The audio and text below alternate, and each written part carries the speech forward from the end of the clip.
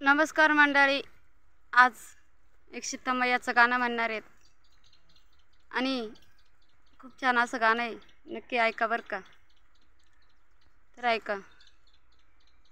नाशिक त्र्यंबकवर डोंगर मैदान, नाशिक त्र्यंबकवर डोंगर मैदान, देऊळ बांधिले रामान, तिथं रहिवाशी कोण कोण. देऊळ बांधिले रामान, तिथं रहिवाशी कोण कोण.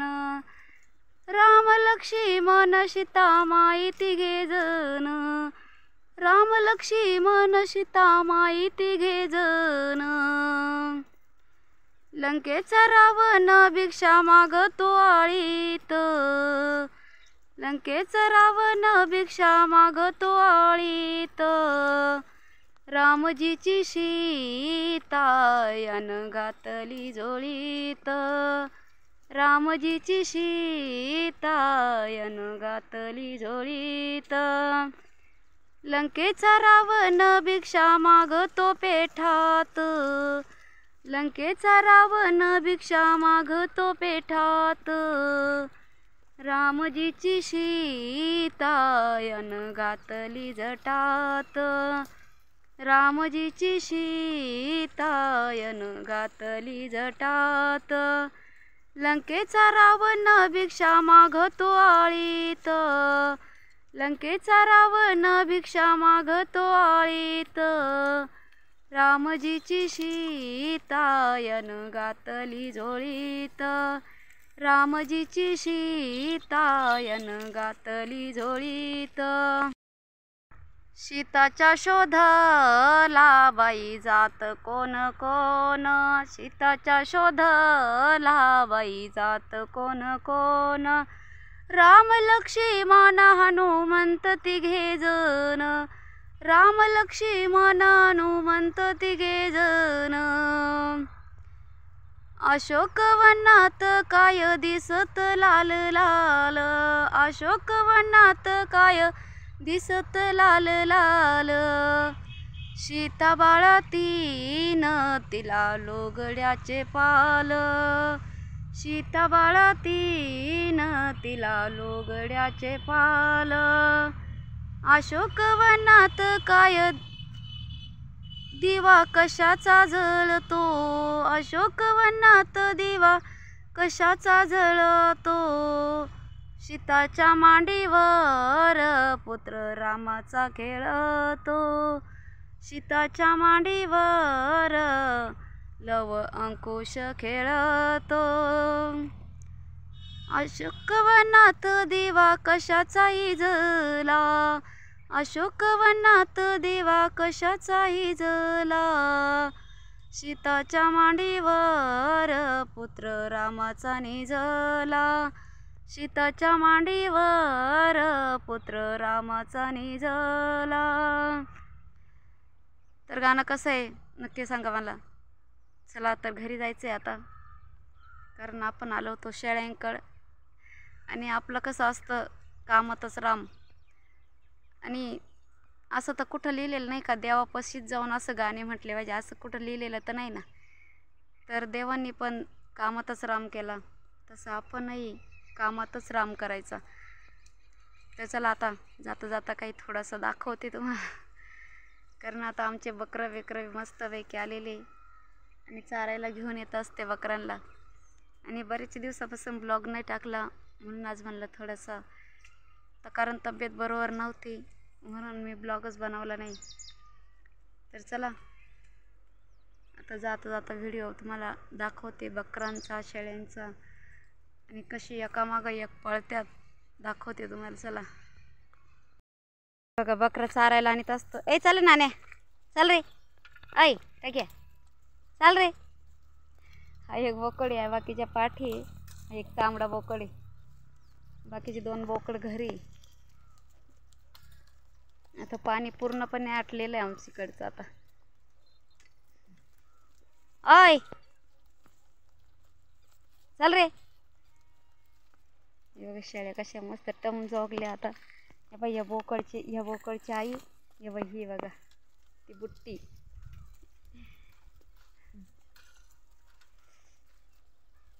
बकरं आता आणत नव्हते पण आणायला लागले आता, कारण मळ्यामध्ये मक्का चारतोय ना, त्यामुळं मग घेऊन यायला लागले आता बकरं.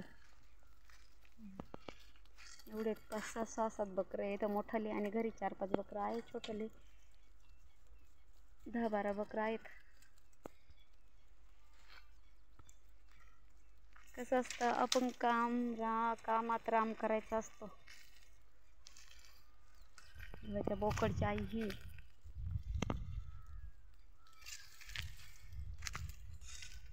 खूप आमच्याकडे विलायते आहे. आणि आता चला घरी चालले. मस्तपैकी आता एका साईडनं शेळ्या काढून द्यायच्या, दुसऱ्या साईडनं मी जात असते. त्यांच्या मागं मी जातच नाही. गीतेच्या आई बोकडची. चला ग, चला लवकर शेळ्या, चला चला, हर्रे हर्रे. मागं राहिलेलं आहे. बाकीच्या पुढं आल्या काही, आल्या पळत. कसे आमचे बकरं शेळ्या. कसं असतं, काही ना काही छोटं मोठं काम करावंच लागतं बरं का. तसं काय शेतकऱ्यांचं हे नाही तर ते नाही तर ते, काही ना काही जोडधंदे करावंच लागते. तेव्हा शेतकरी एवढं, मला एक कळत नाही, शेतकरी एवढं काम करून सुद्धा शेतकरी मागच. त्याचं कारणच असं आहे की शेतकऱ्यांना आता हे बकरं पण एवढे भारी बकरं आहे ना, तरी पण खाटेक लोक याला चांगला भाव देणार नाही.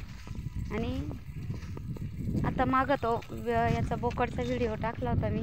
तो बोकड आमच्याकडून 9,000ला घेतला. तो बोकडा त्या लोकांनी 15,000ला विकला.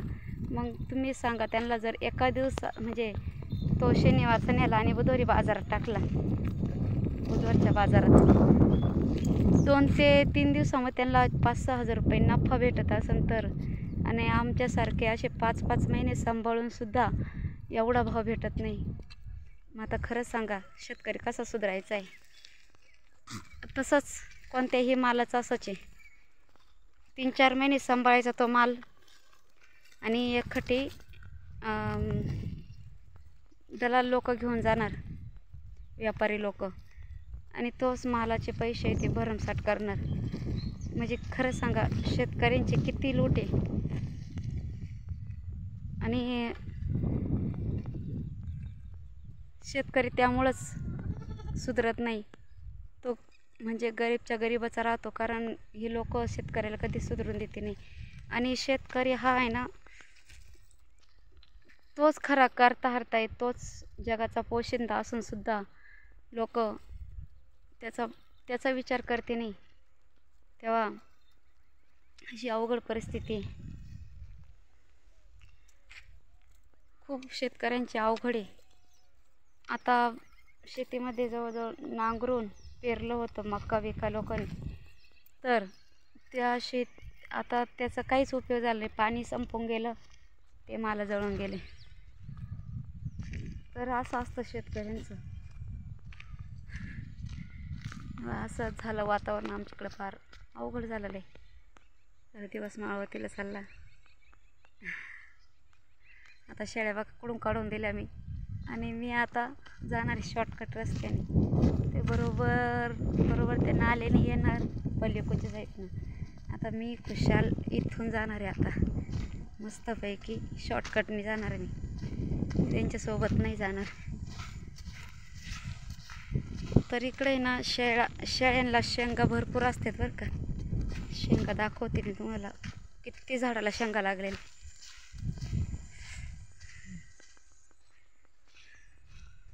दिसता का शेंगा, घोपरच्या घोपर. आणि ह्या शेळ्या शेंगा खाऊन आमच्याकडे जगतात बरं का. 1-1.5 महिना 2 महिने शेळ्या कशा पण शेंगा खाऊन जगते. बघा शेंगा किती. त्याला काही काही भागामध्ये बिजी फुलवरी म्हणतात, काही काही इलायती म्हणतो आम्ही इकडे त्यांना. आणि भरपूर अशा विलायती या शेंगा खाऊन आमच्याकडे महिना शेळ्या जागते.